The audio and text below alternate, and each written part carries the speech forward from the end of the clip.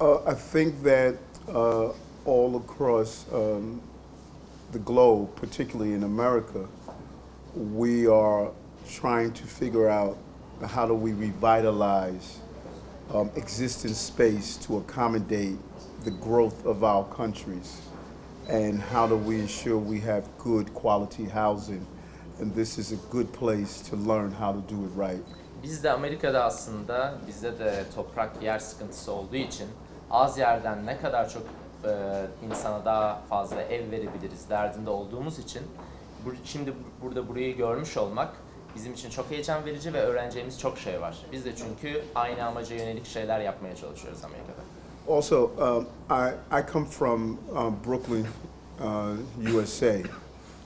Ben Brooklyn'den geliyorum. Which is part of New York City. Ve New York'un önemli bir bölgesi. New York City is the most important city in America. Amerika'nın en önemli bölgesi Brooklyn. Brooklyn is the largest municipality within that city. Brooklyn'de New York'un aslında en geniş, en büyük belediyesi. New York'ta tabii Amerika'nın en önemli şehri. The way goes Brooklyn goes New York, and the way goes New York goes America. Brooklyn nereye gidiyorsa New York'ta o yöne gidiyor. New York hangi yöne gidiyorsa da Amerika o yöne gidiyor. A term we rarely use in America and in Brooklyn is impress. Amerika'da ve özellikle bizim kullandığımız tabir aslında etkilemek. I am impressed. Ve ben burada gerçekten sizden bu sefer etkilendim, etkilemek yerine. Türkiye'de kentsel dönüşüm müteahhitlerle hak sahipleri karşılıklı yapıyor. Amerika'daki bu sistem nasıl çalışıyor, nasıl istiyor? Muhatapları kimler oluyor? So how does the system works in the United States? In Turkey, he made the project and gave like 55% of the building to the landowners, to all families. So how about in United States, especially in Brooklyn? Like, what's the percentages and what's the procedure? That is the greatest challenge we are facing in Brooklyn and in New York. Bizim bu konularda bayağı yaşadığımız büyük zorluklar var Amerika'da, özellikle Brooklyn'de. Families who have lived in a particular area that has now become attractive are no longer finding themselves welcome in that area. Amerika'da ailelerin yaşadığı yerler şu an aslında çok popülerleşmeye başladı ve değerleri artmaya başladı. So there is a big fight between long-term residents and the new arrivals. Ama bu eski yerlerde yeni gelenlerle eski olanlar arasında bir kavga var, bir uyuşmazlık var. Our developers are using unscrupulous practices to remove those long-term tenants. The way the developer is doing it here is a way that we should use as a model. Amerika'daki müteahhitler eski kiracıları ve ev sahipleri çıkarmak için inanılmaz projeler ve yöntemler geliştirmeye çalışıyorlar. Ama görüyorum ki bu burada zaten yapılıyor ve bunu biz model olarak almalıyız. I want to move him to Brooklyn with me. Kendisini benimle Brooklyn'e götürmek istiyorum. Taşımak istiyorum. Teşekkür ederim. Geleceğiz inşallah. Hopefully I will come one day. Brooklyn'deki kentsel dönüşüm projelerinde de teslim süresi buradaki gibi mi? Yani 2 yıl mı aşağı yukarı? So how about the finishing times in Brooklyn? Like these guys finish in like 2 years. How about in Brooklyn? It takes Brooklyn 2 years to think about doing the project. Bizde diyor 2 yıl projeyi düşünmekle geçiyor zaten. Ve planlamakla.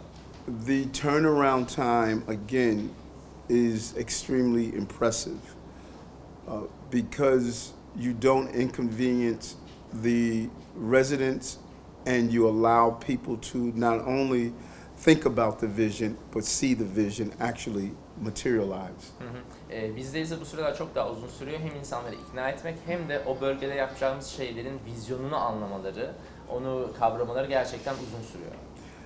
And what it makes it even more impressive is that you're building on difficult terrain.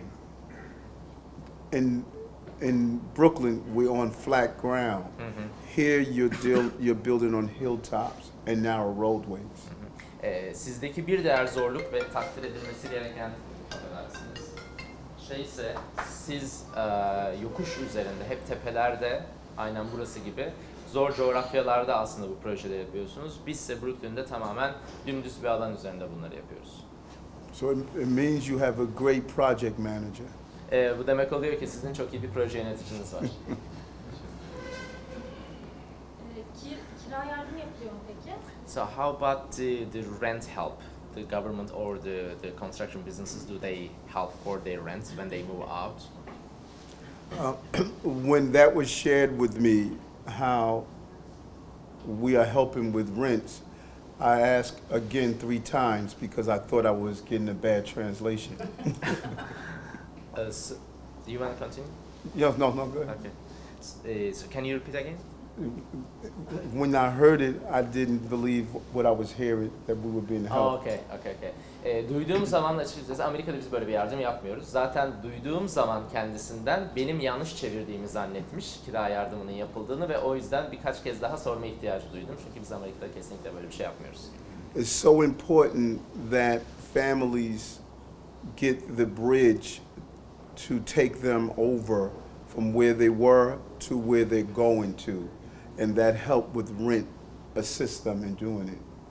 Ve bu aslında sizin şehirleşmeyi, binaları şehrin içinde bu derece yapmanızla beraber hem işle ev hayatını birleştirmeniz fayda veriyor, hem de rent gibi kiralar, yani kira desteğiyle bunlara sahip olmayı da ikna etmeyi de ve kolaylaştırıyorsunuz. And so the long-standing resident of this neighborhood sees the building of this neighborhood as an investment and not as a displacement where they will be moved out. That is so important. Sizin insanlarınız demek ki burada ikna olduklarına göre buradan çıkmayı zorla burayı boşaltmak gibi değil, buranın değişmesi olarak, olumlu bir vizyon olarak değerlendirdiklerini görüyorum ben ve bu bence çok takdir edilmesi gereken bir şey, o vizyona sahip olmak. What we have learned is that you could either use the stones to build housing or the people will use the stones to throw at you. Ve burada görüyoruz ki aslında insan yönetiminin ve iletişim dönemini insanları ikna ederek ya aslında taştan ev yapmayı onları yönlendiriyorsunuz ya da taşı alıp size atmalarını yönlendiriyorsunuz.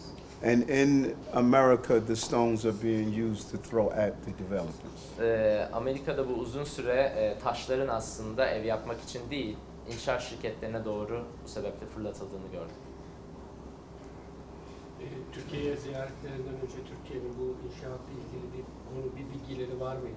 Mesela Türk müteahhitleri dünya ikincisi şu anda.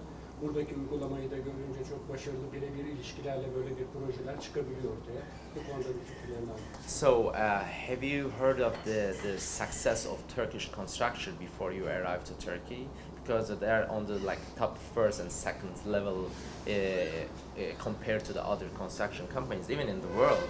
So we are very successful in this business. Did you get impressed by this, and what do you feel about it?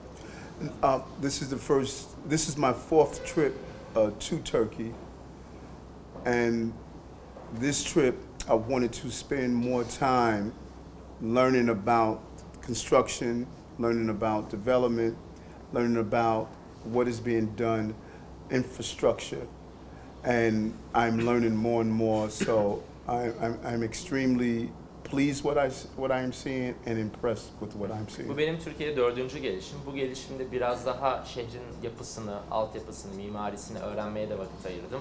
Ve sizle beraber bunu gördüm ve bunu görmekten de çok memnun açıkçası. Bu kadar büyük bir başarının Türkiye'de olduğunu bilmiyordum bu alanda. Bu proje haricinde İstanbul'da beğendiği bir proje var mı? İnşaat, bir eser. Did you witness and like some other high rises and buildings around the city, and you said it's beautiful?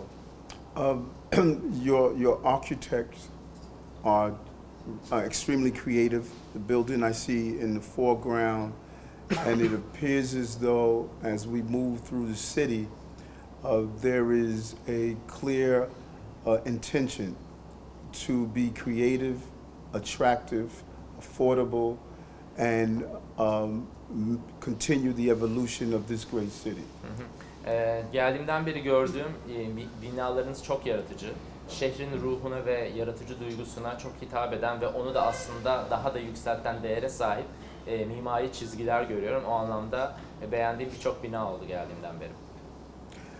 And so part of the goal that I would like to accomplish is to connect the developers here with some of the thoughtful developers in America, particularly Brooklyn, who are doing good projects and are rebuilding communities. And I think we can learn from each other.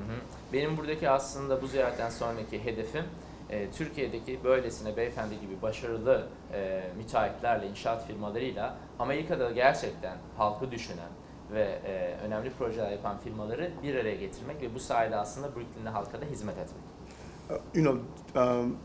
Developing a project is more than developing a structure. Human beings are going to live in these buildings. So it's part of how do we develop families so that we can develop the right citizens so we can develop the right planet. So each apartment is going to be part of what are we going to do to develop our future. Binalar yapmak sadece bir materyalden ibaret, taştan, betondan ibaret şeyler değil. İnsanlara hizmet etmek ve insanın aslında geleceğini inşa etmek. Aileleri, kişileri, bireyleri ve iyi vatandaşları aslında geleceğe taşımak demektir. Sorun.